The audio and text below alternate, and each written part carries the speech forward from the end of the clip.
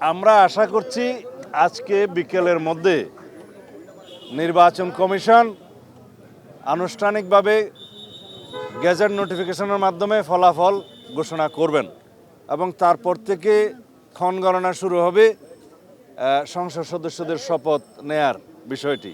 সেটা সাংবিধানিকভাবেই হবে ইনশাআল্লাহ। জাতীয় সংসদ নির্বাচন শান্তিপূর্ণভাবে অনুষ্ঠিত হয়েছে এবং সুষ্ঠু নিরপেক্ষ একটা নির্বাচন অনুষ্ঠিত হয়েছে, যার জন্য সারা বিশ্ব অপেক্ষা করছিল, শুধু বাংলাদেশের মানুষ নয়। আমরা আল্লাহর দরবারে শুকরিয়া আদায় করছি, এদেশের জনগণের প্রতি শুকরিয়া আদায় করছি, তাদেরকে অসংখ্য ধন্যবাদ প্রদান করছি। তারা ধৈর্য ধরে এই ত্রয়োদশ জাতীয় সংসদ নির্বাচনে অংশগ্রহণ করেছেন এবং ভোট প্রয়োগের পর ভোট পাহারা দিয়েছেন।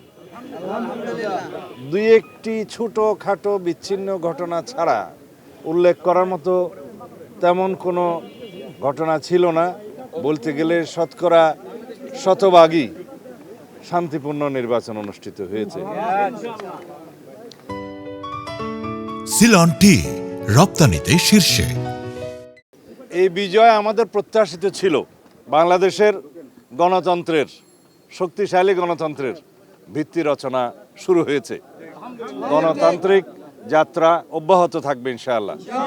এদেশের সকল রাষ্ট্র কাঠামোর গণতান্ত্রিক সংস্কার এবং সংবিধানের কাঙ্ক্ষিত গণতান্ত্রিক সংস্কার করা হবে, যেটা আমাদের ৩১ দফার উদ্দেশ্য ছিল, লক্ষ্য ছিল, এবং তার ভিত্তিতে আমরা আমাদের ইশতেহার প্রণয়ন করেছি।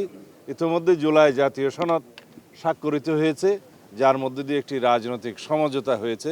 এটা একটি রাজনৈতিক সমঝোতার দলিল, তা অক্ষরে অক্ষরে পালন করা হবে।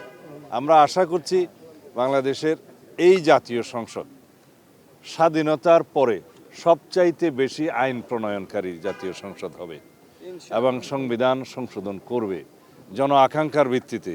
আমাদের শহীদদের আকাঙ্ক্ষা অনুযায়ী, প্রত্যাশা অনুযায়ী, তরুণ প্রজন্মের প্রত্যাশা অনুযায়ী এই দেশকে আমরা মেধা নির্ভর, প্রযুক্তি নির্ভর এবং জ্ঞান নির্ভর রাষ্ট্র বিনির্মাণের জন্য যাত্রা